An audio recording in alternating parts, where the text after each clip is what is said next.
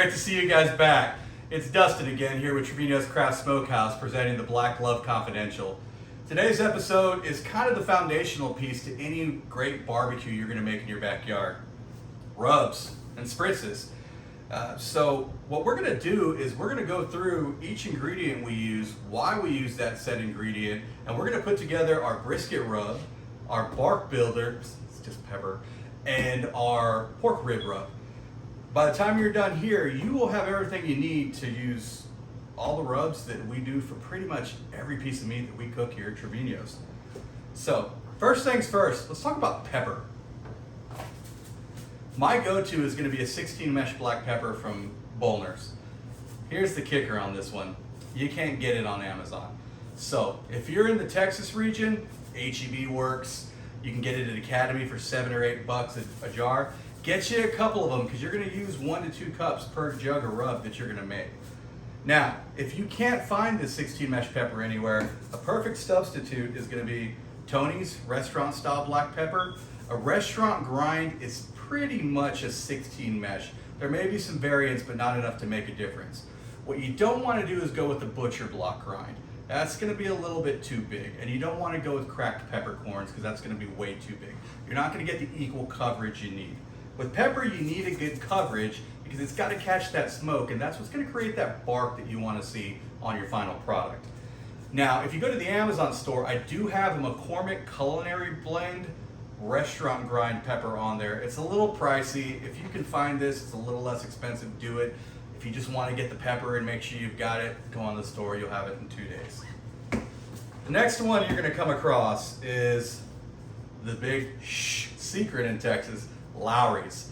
Yes, we do use Lawry's seasoned salt in both our rubs. I use it a lot heavier in our rib rub, and I use it a lot lighter in our brisket rub. I don't know what it is about it. It just leaves a good finish. I enjoy it. Picked up on this about 2 years ago and been using it ever since. Salt, coarse kosher salt, $3 at any grocery store. They should all carry it. If they don't, order it on the Amazon link. It's a little more expensive because it's heavy and you got to pay shipping. But ideally, you should be able to go to your grocery store and pick it up there. Garlic. Garlic powder, granulated garlic, there's not enough of a difference that I've noticed with using both. So just grab whichever's cheap, and you only need a 1/4 cup of it for each of these rubs, so you don't need anything this big. You can grab whatever's ready in your kitchen. I'm trying to think what else, guys. Here we are. Paprika. This is something I wouldn't use if I was cooking on an offset. So if I'm cooking in the backyard on a 500-gallon offset Austin Smokeworks, I'm not going to use paprika. I don't need the color cheap. But on a Traeger that we're cooking on for this channel, you're going to need it. This is going to let you get a little bit of a darker color, and when mixed with the spritz we're going to put together today, it's going to help cheat your color down and create that nice dark bark that you're going to want to see at the end of a cook. Paprika, there's smoked paprika, there's Spanish hot smoked paprika. I've tried them all. It doesn't make a difference. Get the cheapest one you can find. You're using a 1/4 cup per rub setup. Don't get a huge one. Okay, now that we got that out of the way, let's go ahead and put our brisket rub together. It's going to be a 2-part process. We're going to have our standard brisket all-purpose rub, and then we're going to have what we call our bark builder. So, first things first, this I found in my wife's cabinet. It's called a Porfect. It's just a big measuring cup, but it's got this spout, and I love it. I'm going to link this on the Amazon store if I can find it. I don't know where she got it. Like most things in this kitchen, I don't know where it came from or where it's going to go after it comes out of the dishwasher, but definitely get it. It's going to save you a lot of time and trouble. We're going to take our pepper first. We're going to take 1 cup of pepper. It doesn't have to be perfect. If you get a little extra, don't worry about it. If you get a little less, don't worry about it. It's barbecue, guys. We're here to have fun. We're going to take 1 cup of pepper. Now we're going to take 1 cup of salt.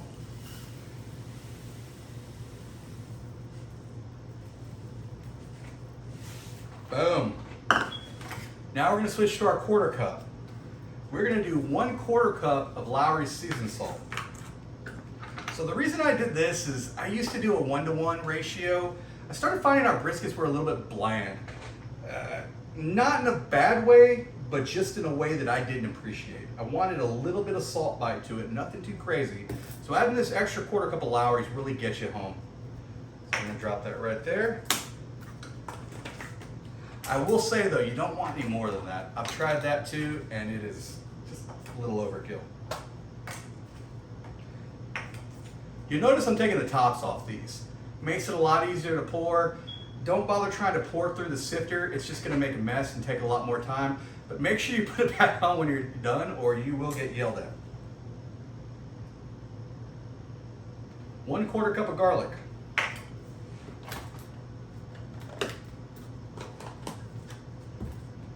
And last but not least, if I can get this top off, 1/4 cup of paprika. So our buddy RT doing all the heavy lifting here on the videos is gonna do something magical, and I'm gonna go, ba-da!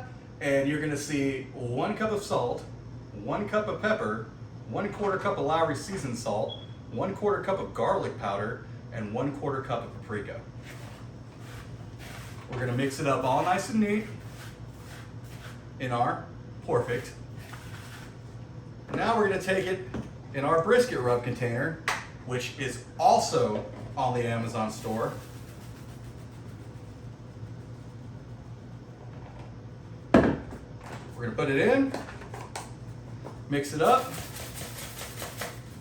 hit on the bottom, mix it up again, and voila, there's our brisket rub. You can see some good color tones from the paprika. You can see the good pepper salt ratio in there. These things are amazing. And guys, look, I'm not trying to run a chop shop here. We do make a commission on the Amazon store. I want to let you know that out front.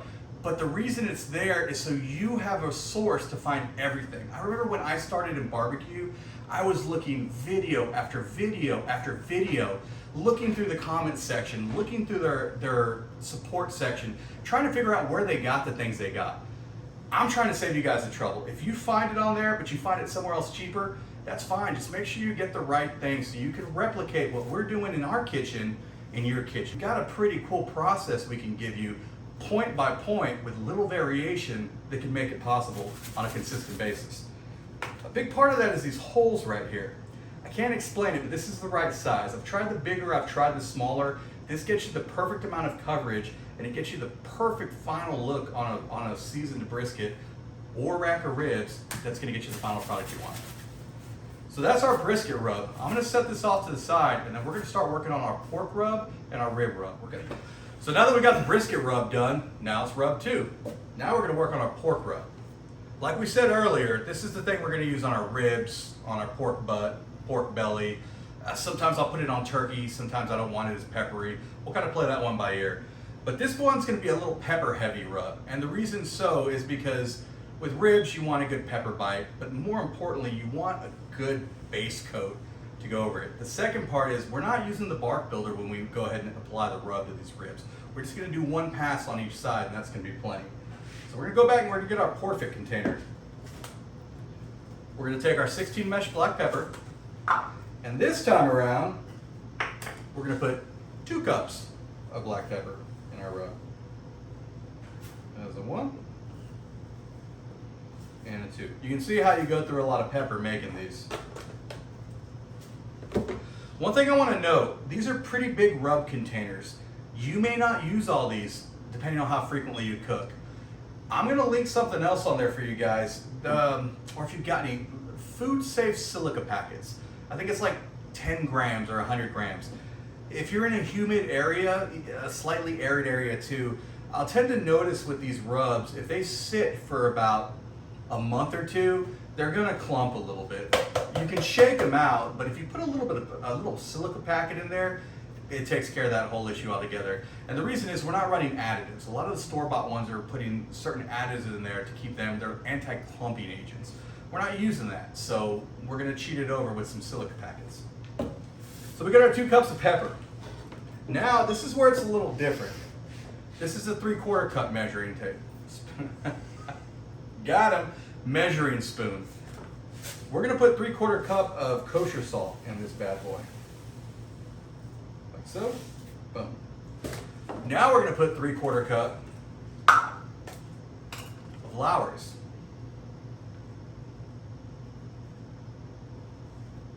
So for those of y'all keeping tabs on me, that's 2 cups of pepper, 1.5 cups of salt product.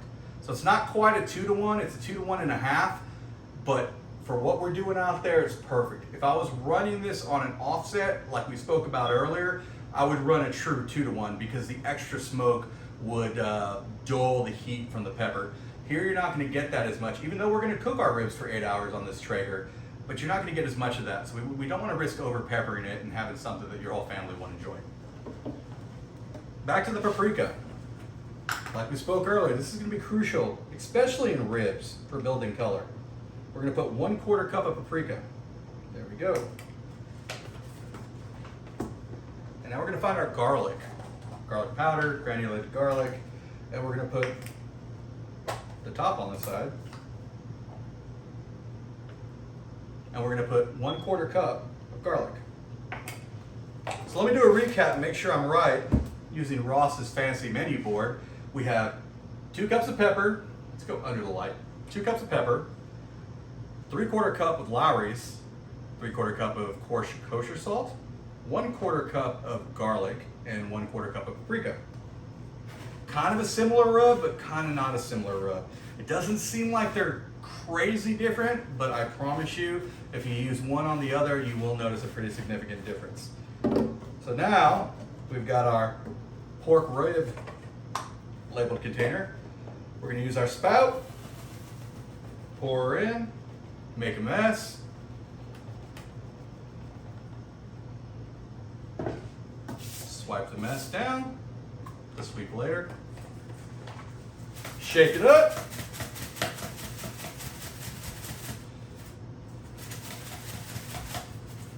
Ta-da! You got a beautiful color, you got a lot of paprika in there, you got a lot more pepper than you did on the previous one. And honestly guys, I can't wait to get to the videos where I show you how to use these things. So, going back to those first 2 things, we got our brisket rub done, we got our bark builder set up, now you got your pork rub done. We're gonna go on to the last part, and this is something I got a lot of questions from the Reddit Traeger group. You guys are awesome, by the way, and a big part of why we did these videos. What spritz do I use? I can be honest, there's no rhyme or reason to the exact measurement, but just because we wanted to have something very concise for you guys to follow, I did play with it while we cooked some ribs yesterday. Ross, can you cue up the picture of the ribs from yesterday? Okay, God, they were good. So we're gonna use Worcestershire sauce, apple cider vinegar, and tap water. And if I can find this, I love a Zepp professional spray bottle. Have tried at least 15 of these things. This one has lasted me about 6 months without breaking, which is like a world record for these things. It's got a perfect spout that you can adjust like this. I'll see if I can link it, but if not, it's at Lowe's and Home Depot. They're like $3. The biggest thing on these, I'll show you what kind of spritz you want once we get done making it. But here's what we got. We're gonna go ahead and do 1 cup of Worcestershire sauce, 1 cup of apple cider vinegar, and 2 cups of water. And that's it. For those of y'all that want to get cooking before we start getting these videos rolling, spritz your meat every hour with this. What you're going to get is you're going to get a little bit of dark, well, a lot of bit of dark, and a little bit of sugar from the Worcestershire sauce. But you don't want too much because it can start to caramelize on the product. It'll kind of leave behind a real almost charry finish, and you don't want that. So that's why we're cutting it with apple cider vinegar and water. I didn't get my water ready like I should have, so what I'm gonna do is step out of frame briefly, and I'm gonna refill this with 2 cups of water and come right back and okay.